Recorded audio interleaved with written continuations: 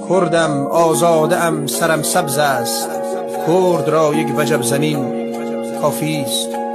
کرد یعنی منم که میبینی سر پرشور و جان مجروحی، نان خشکی و چشمه آبی، سایه مرخ و سیلی کوهی. کرد یعنی منم که با تبعید نسبت جاودانه ای دارم، از حلب تا جلات و اشقاباد پشت هر طبق خانه ای دارم.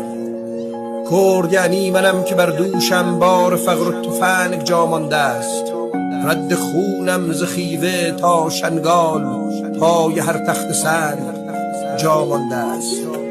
کرد یعنی منم که از قفقاز تا خراسان دویده‌ام یک ریز، تا مبادا غرور این سامان نه شود زیر چکمه چنگیز.